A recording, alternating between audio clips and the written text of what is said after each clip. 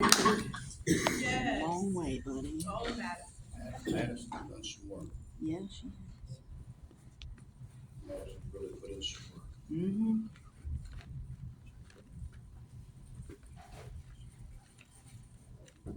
There are, again, a lot in this group that have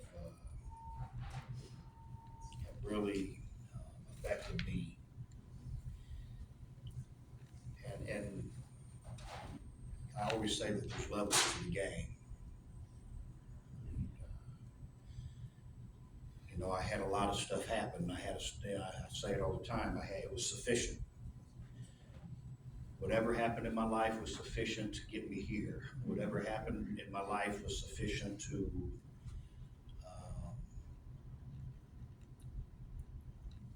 get me and drive me into recovery. But some are starting out real different in life. Some are starting out without real early in life. In other words, we got people like me and like some of my friends that kind of didn't get it together. We're out there running and using and having babies. And those babies ain't getting nothing that they need. Mm-hmm. And a whole lot that they don't. And Madison strikes me over and over again as that. And to watch her face some of these things, and I'm talking about some of the worst things that you can imagine, watching her face those things head on, and talk about them in front of people and deal with that is courageous. Yeah. And that's the kind of courage that we need. We have to be able to start dealing with this stuff somewhere. We have to be able to start saying this stuff somewhere. We have to be able to start putting it on the table and looking at how it affected us, because it from our toenails to our hair, it's affected everything about us. And that's what Madison began to do. She began to come in and address the stuff, put it out there, and feel it. And I've watched her deal with that, and I've sat with her while she's dealt with that, and I hope that I've created some kind of safety where you can deal with that. And now it's up to you.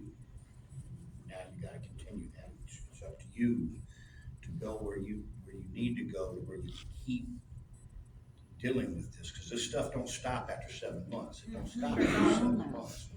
We come in here and we first start dealing with this is the beginning, is what Sarah said, and that's what this is. This is the very beginning. We hopefully find out what the problem was by the time 7 months is out, and what it is that we need to do about it, and then we go on our journey about doing that, a day at a time for the rest of our lives, because that's what this is about.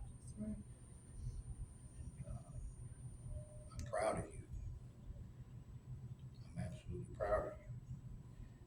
I'm proud of the actions that you have taken, you and Anthony have taken, to jump in here and dive and get that boy back like you're supposed to be.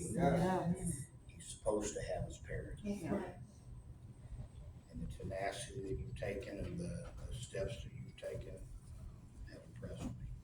Absolutely. This is the beginning.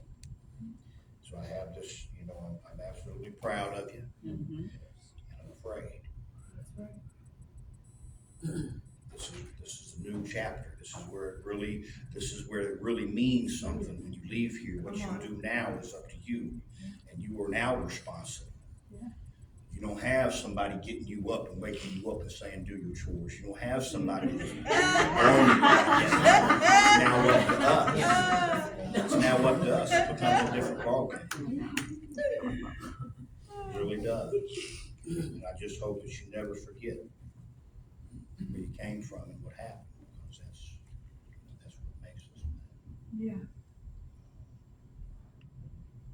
Madison's coming for 10 weeks of aftercare. Okay.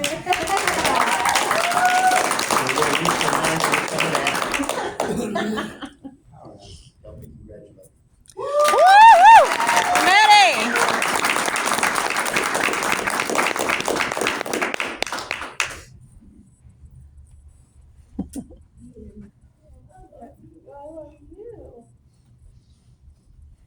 Sorry guys, I'm a crying mess right now.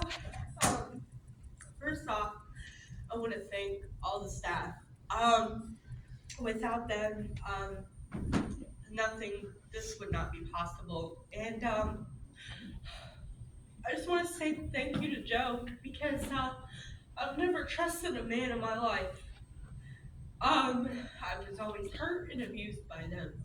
And so it took me a while to open up to Joe. I was definitely headstrong.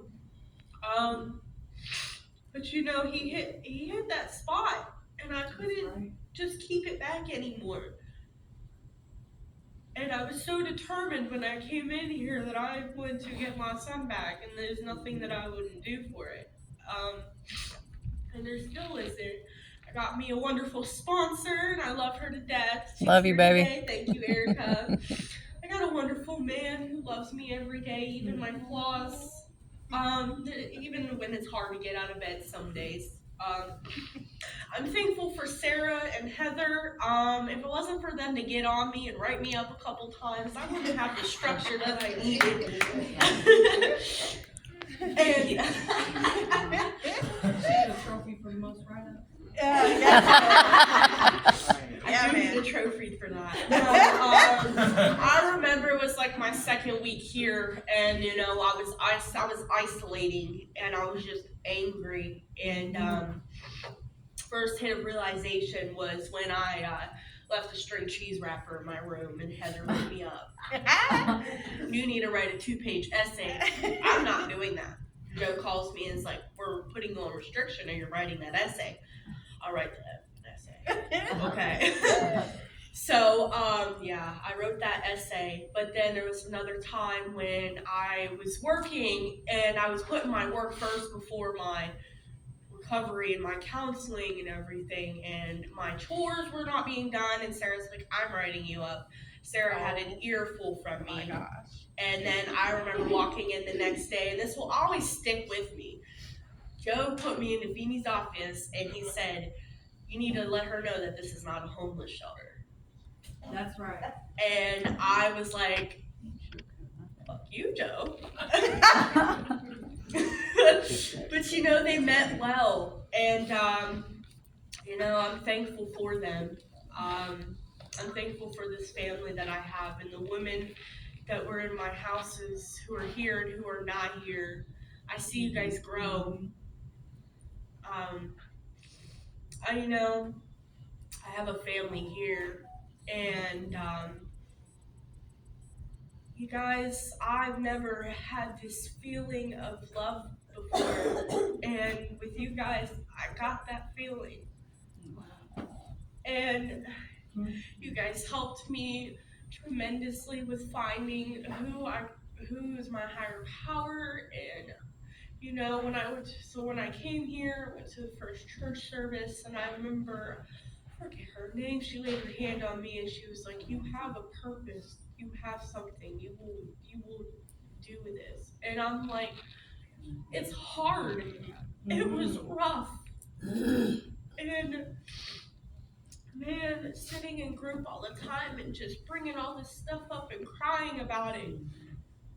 And then something was said in group like, "You need to hug your inner child and let her know." And That's right. I sat back and I had that feeling of me hugging that little girl and telling her that this is what was supposed to happen. Come on. This is what you grew up in. That's right. You did not know better. You could not have stopped anything. You were surviving. And now today I can comfort that little girl and tell her that she is loved. That she is worth it. That's right. That she has a purpose today. Amen. Come on, baby. And I have a relationship with my mom again. Yes. I have my kid now. He's not in my custody, but he comes over and I'm emotionally available for him. That's right. And I show him love that he needs. And I have 3 other boys in my life that I can help take care of. And they know that someone else loves them. Come on. Yeah. man, my life is just starting. Yeah.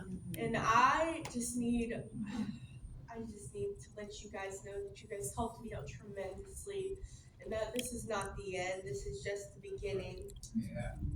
So thank you, Angela and Phoebe. You guys are amazing. You're amazing. So thank you. Love you so much. That's awesome.